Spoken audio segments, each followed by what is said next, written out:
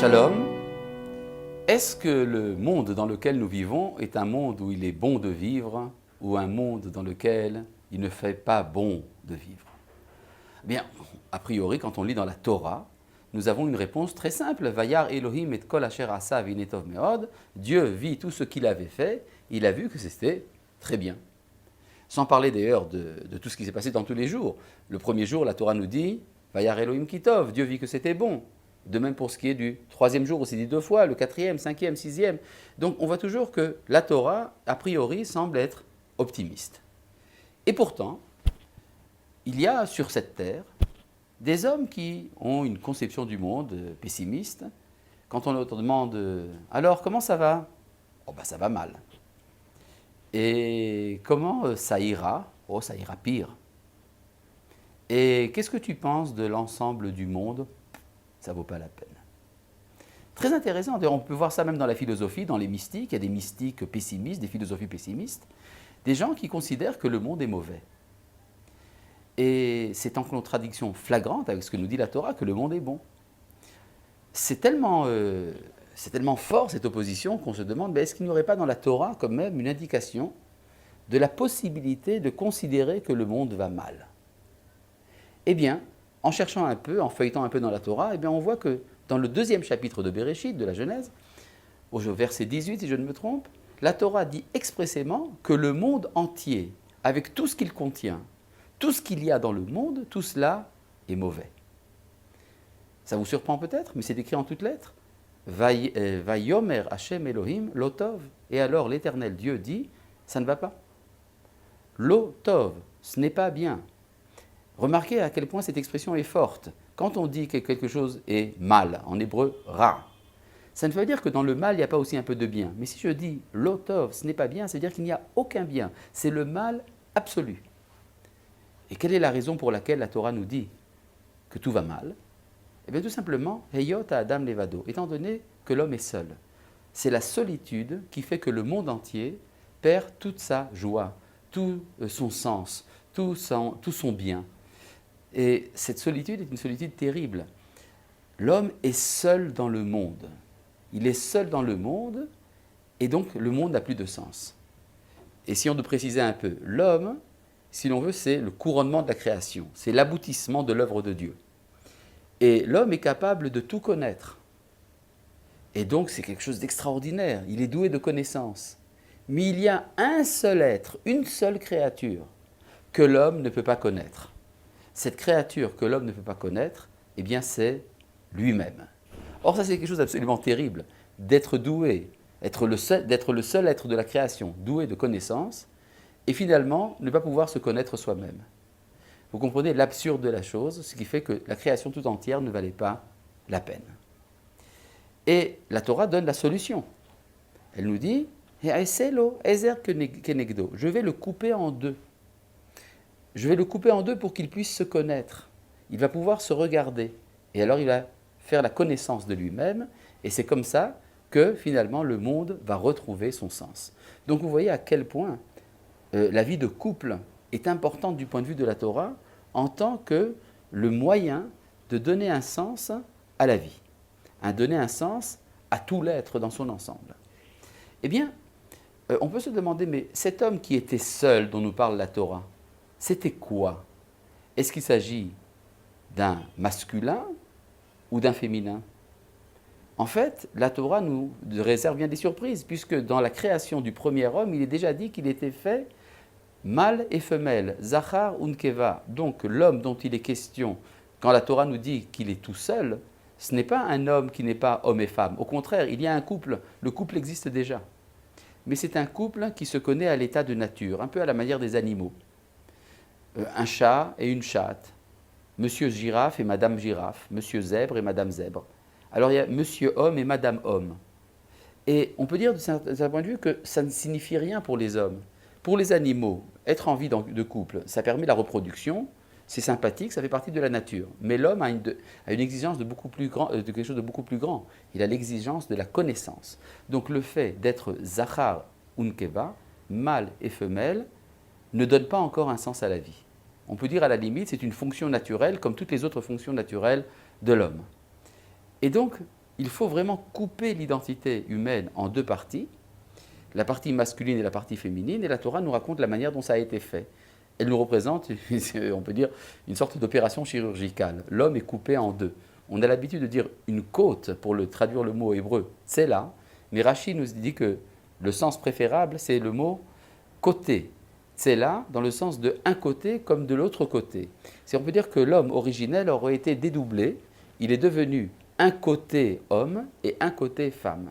Et là, l'expression employée par la Torah n'est plus Zachar ou Nkeva, c'est la relation Ish-Isha.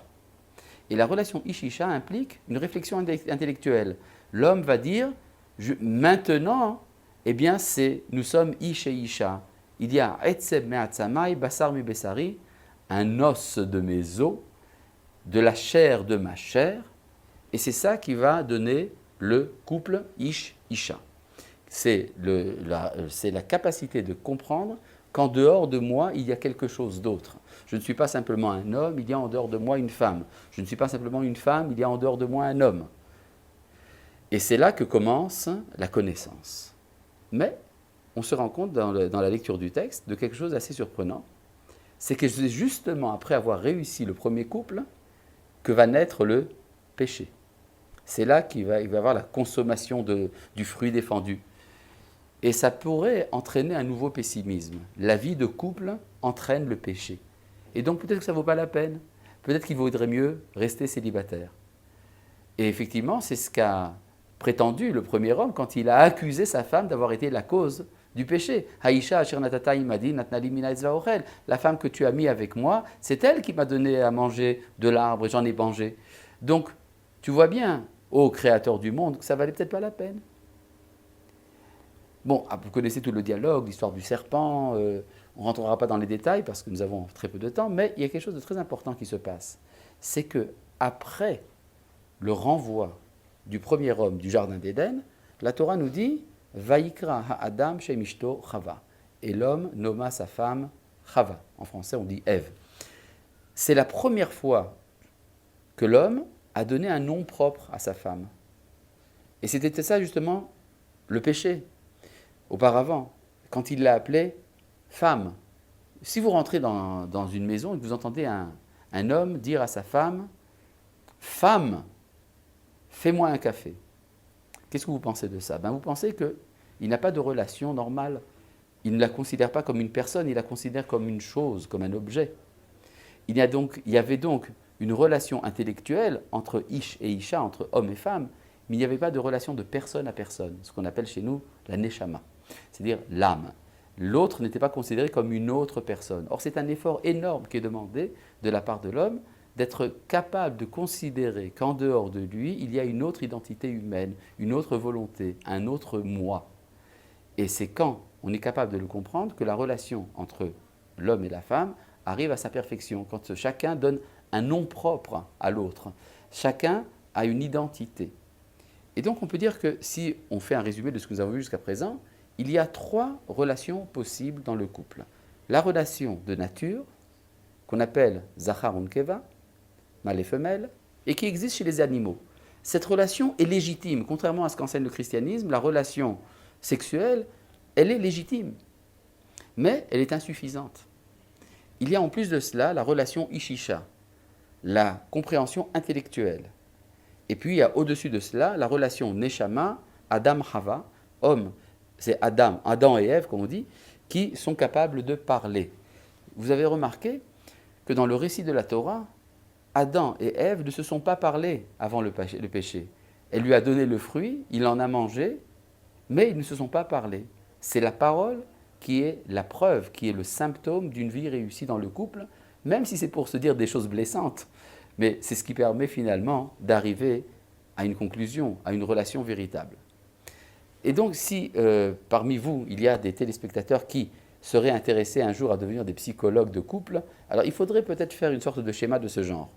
Voir dans quel état se trouve le couple. Alors parce que quand on a ces 3 relations, l'une au-dessus de l'autre, ça va.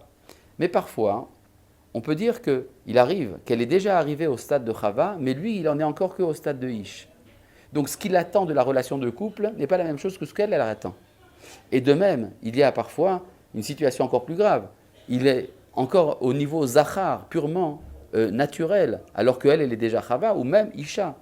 En fait, si vous faites des recoupements de toutes les relations possibles, vous avez 9 schémas possibles de relations dans le couple. Et à partir du moment où l'on est conscient de l'état du couple, on peut commencer à s'en occuper. Il y a cependant, indépendamment de ces 9 relations possibles, il y a une sorte de relation que la Torah ne nomme que par allusion, parce qu'elle est disqualifiée. C'est la relation que, chez les kabbalistes, on appelle entre Adam et Lilith. Lilith, c'est l'aspect, pourrait-on dire, démoniaque de la féminité. C'est l'enchaînement, l'ensorcellement qu'il y a parfois à la vie purement et simplement du plaisir. Et alors, dans ce cas-là, il n'y a plus de possibilité de connaître la personne que l'on a devant soi. Eh bien, quand on en arrive à la relation Adam et Lilith, au lieu que ce soit Adam et Chava, eh bien, cette relation ne peut plus durer, elle disparaît. De quoi est-ce que je parle? C'est très simple. Dans la Torah, on voit que le premier homme, quand il se rend compte qu'il est devenu un couple, dit « Zot apam etzem ha'atzamai » cette fois-ci, c'est réussi. Alors ça veut dire qu'il y a eu une fois antérieure qui n'était pas réussie. Et alors le Midrash, avec beaucoup de sens de l'humour, nous dit qu'il y a eu une première femme qui est sortie du premier homme, mais ça s'est fait sans anesthésie. Il était éveillé. Et alors il a vu comment est-ce que la fameuse Lilith a quitté son corps, et de dégoût, il l'a renvoyée, et elle en est morte. Ou d'après un autre Midrash, elle est devenue la mère des démons. Ça veut dire qu'il y a une relation démoniaque qui peut s'établir parfois entre un homme et une femme. Alors dans ce cas-là, il vaut mieux séparer cette relation, qu'elle ne continue pas. Mais dans l'ensemble, nous avons ici, on pourrait dire une sorte de colonne vertébrale de la relation de couple, celle qui passe par la nature et qui est indispensable. S'il n'y a pas de relation naturelle, de relation corporelle, charnelle, eh bien, ce n'est pas un couple, c'est des philosophes, c'est autre chose. Mais si c'est un couple, ça passe par ça. Après, il y a la capacité de comprendre qu'il y a à l'extérieur de moi une autre volonté, et puis après de comprendre que c'est une personne que je connais, et que dans cette personne, il y a une richesse énorme qui va enrichir ma personne. C'est comme si on faisait une sorte de greffe d'une personnalité entière sur ma personnalité et inversement.